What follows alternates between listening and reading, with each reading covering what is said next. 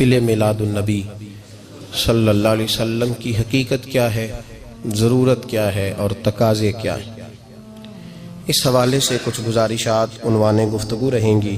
دعا ہے اللہ تبارک و تعالی اپنی ناراضگی والے جملے سے محفوظ فرمائے، اپنی رضا والی بات کرنے کی توفیق عطا فرمائے۔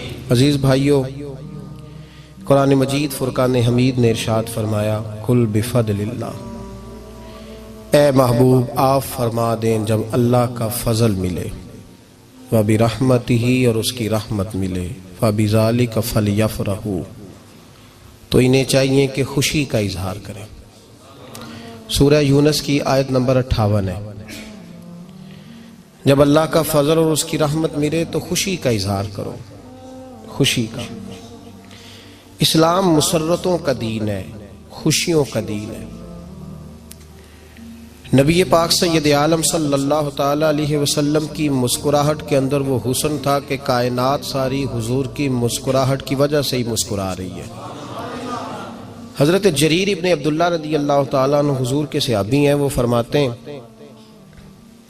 کہ جب حضور مدینہ طیبہ تشریف لائے تو میں ملاقات کے لیے حاضر ہوا۔ پہلے دن میں حضور سے ملا تو نبی پاک مسکرا رہے تھے۔ پھر 10 سال میں حضور کو دیکھتا رہا۔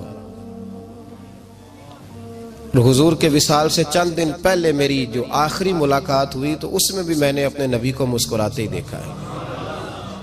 اور فاضل بریلوی رحمۃ اللہ تعالی علیہ نے تو اس تخیل کا اور رنگ میں لیا ہے۔ وہ کہتے ہیں حضور کے مسکرانے سے ہی دنیا مسکراتی ہے۔ فرماتے ہیں جس کی تسکی سے روتے ہوئے ہنس پڑے۔ جب حضور ہلکا سا مسکراتے تھے تو رونے والوں کے دل بھی ٹھنڈے ہو جایا کرتے، غمزدہ لوگ مسکراتے تھے۔ حضور کی خوشیاں تقسیم کرتی تھی۔ نبی پاک صلی اللہ علیہ وسلم کا مسکرانا امت کے دلوں کو ٹھنڈا کرتا تھا۔ فرمایا جس کی تسکی سے روتے ہوئے ہنس پڑیں اس تبسم کی عادت پہ لاکھوں سلام۔ اور فرمایا یہ نہیں تھا کہ حضور بڑے تکلف سے مسکراتے تھے، حضور کی تو عادت تھی اس تبسم کی عادت پہ لاکھوں سلام، مسکراتے رہنا، خوشی کا اظہار۔ اسلام بہت ساری چیزوں کا انسان کو پابند کرتا ہے، حدود و قیود میں رہنے کا حکم دیتا ہے۔ صحابہ کرام علیہم رضوان کے ہاں شادی کے موقع پر بارات لے کر کے جانے کا کوئی رواج نہیں تھا۔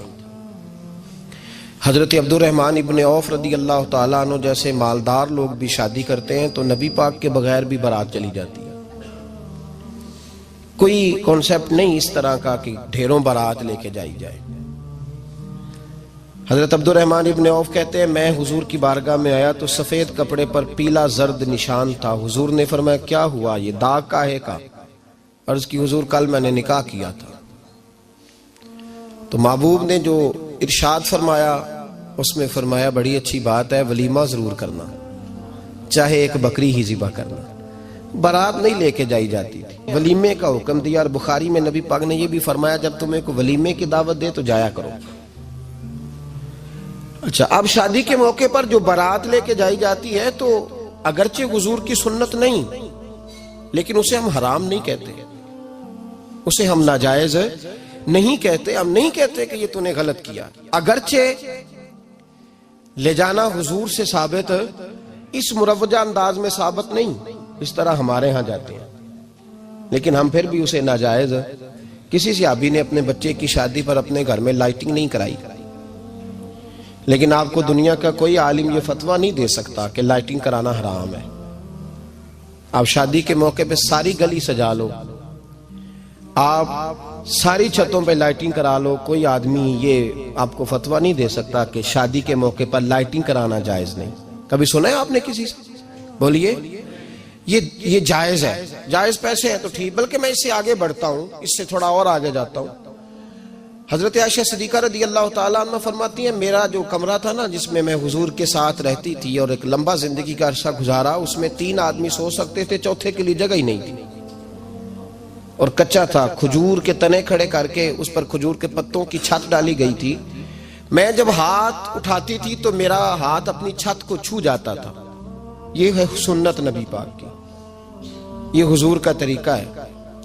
بتائیے پکے گھر میں، لینٹر والے گھر میں رہنا جائز کہ ناجائز؟ کیوں جی؟ حضور تو کچے مکان میں رہتے تھے۔ آپ نے کیسے پکا بنا لیا؟ اللہ کے محبوب دین کو اس کی اصل بات میں سمجھیں. آپ ایسا نہ کریں جس میں انتشار اور امت تقسیم ہو. اس کا اصل مزاج دیکھیں. مہندی کے موقع پہ اگر کوئی آدمی 6 دیگیں دال چاول کی پکاتا ہے تو منع نہیں، جائز پیسوں سے پکائے. انہیں لائٹنگ لگوائی، کوئی منع نہیں. سارے محلے کو کھانا کھلایا، کوئی منع نہیں. بلکہ نبی پاک نے فرمایا بہترین مسلمان ہی وہ ہے جو سلام پہلے لے اور روٹی زیادہ